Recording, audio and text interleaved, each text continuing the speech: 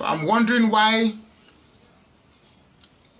Is there anything that can happen in Nigeria that again to go happen for Nigeria we no go be we go surprise us? I mean, anything can just happen and we just take it like that. 4 days now we're in darkness. In the process, where did that phone? I am charging phone. One phone is gone and it don't burn. As in, it don't burn. This is not even the main phone I'm using for live videos. That's why the pictures. Please, if the picture is not that good, just endure it. Nigeria is a lousy country. I mean, four working days, no light. It's terrible. I mean, terrible. Well, let's hope today will be different. Well, I've been going through the internet and quite a lot of things have been happening, and I needed to comment on all of this. So today is going to be a bumper package. So bear with me and try to see my analysis on all these events. First and foremost, I will want to advise VDM to take it slow.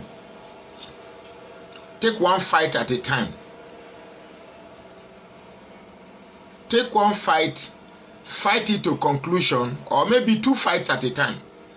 But when there are too many, even we that are following these events might lost our focus. Because the one of Bobrisky and Files and the House of Assembly, that one dey ground. For me, that one is the most important than any other fight. I am deciding to talk about Portable because of something VDM said. He said that he wants to know if there is a law in Nigeria or not.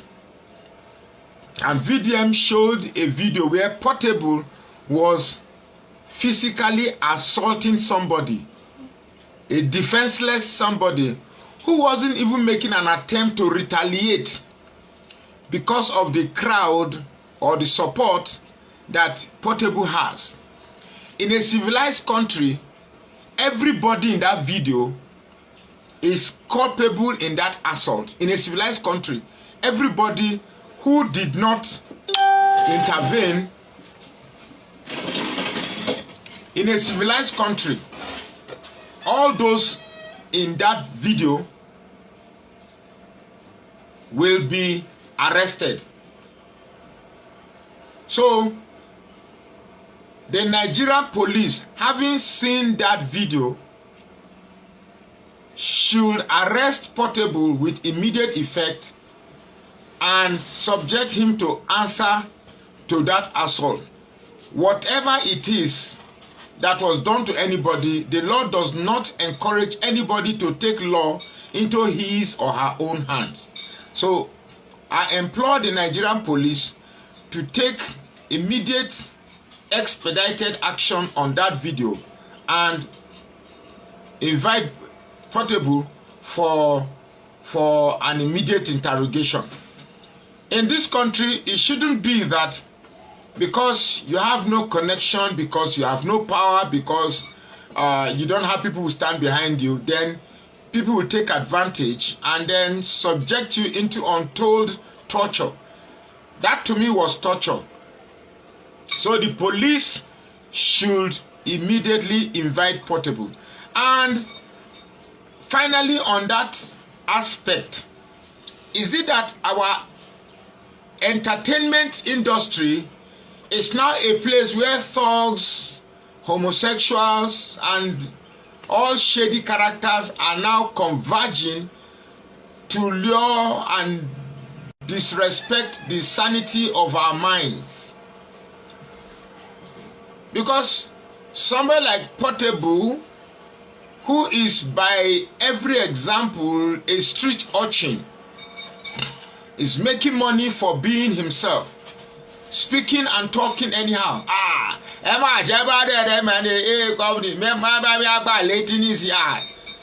I'm like, when I was growing up, we had musicians in my place, Felix Liberty, Alex O, And if you just go ask a Lagos mama, say, now how many years she dey celebrate, she go holla, and shout back at you. Now waiting be your business. If you celebrate 21 today, say the next time for you to do 20. So we had musicians, we had actors, we had everything in today's entertainment industries. Do you know that in those days, we hardly had these controversies, this saga, this shame that we have in our today's industries, where sexual depravity now underlines the entertainment industry. So we don't have these type of things. In those days, you don't have to dress like a madman to prove that you are into entertainment. The likes of Felix Liberty, Alex O, this woman, what's her name? Lady of Songs. Akpen, what's his name? Christian Senibokwe. Ọmọ mi ṣeun rere tí á dára o. Ọmọ mi gbọ́ tèmi tí á dára o. We didn't have all this nastiness in our entertainment industry. So Portable is not a good example of what contemporary entertainers should look like. Adding this vagabond attitude, this street urchin-like attitude where people can actually attack people like that in that gruesome manner, and yet have the audacity to have it on tape for public consumption, should immediately worry our security agencies, if we have one. So that's the much I can talk about Portable and this thing. And in that case, I will ask VDM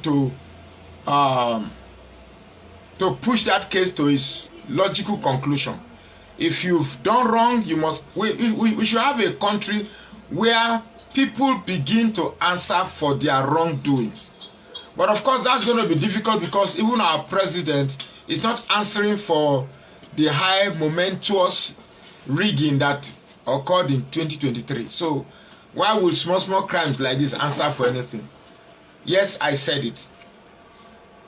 Then the second part of this video is Falz.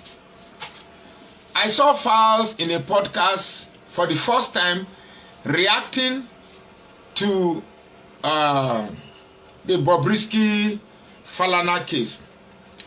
First and foremost, Falz, I'm ashamed of you. I am ashamed of you that you seem not to be able to stand alone. You are like a crybaby, getting support because his father exists, or because his father is a son, or because his father is a person of repute in this country. In that podcast that I listened to, every single statement was accompanied with the mentioning of your father. Me and my father, me and my father, me and my father. Can't you stand alone? If I were you or my son, why are you Look, pride. It's very good to have pride. But there are two types of prides I don't like. Pride inside poverty and pride inside shame. What you are displaying now, you say what? Shame. What you are displaying now is pride inside shame. Yes, the shame has been brought to you because when you are doing this thing, the likes of us, common men, would not have known this was the kind of things you are engaged. These are the type of friends you keep. So inside this shame, you want to tell Nigerians that you still have your pride. So either way this situation goes, either way, it's a lose-lose situation for you and your almighty dad. It's a lose-lose situation. There's no aspect to this scandal that you come out top. There's no aspect to it. Apasia, no way. Apasia, no way. Apasia, no way. You are surrounded by locked arms or locked hands and everybody is watching which way you are going to try or attempt to break free. There's no way out for you here. That's just the truth. And I told you from beginning, if you had kept that silence right from beginning, this thing would have faded away naturally, like every other momentous cases that have greeted the social media space or the gossiping eyes of Nigeria. This thing would have, but you guys kept renewing, thinking that you have money or you have connection, and then you said there's a criminal angle to this thing. All I need to do is prove that that audio is real, and that's all. So what files you are doing, of course, even the podcast, I can clearly see that it was an arranged podcast. It was a carefully scripted podcast as to what you will say and what question we ask. Please come to my own podcast. Let me ask you the questions. My name is Magnus Oraka. If you are indeed innocent as you claim you are, as you claim to be, come to my own podcast. Let me ask you the unbiased questions that I need you to answer. My questions will be: one, VDM got an audio and posted. Whether he was wrong in doing that or he was right in doing that, for me, that is secondary. The important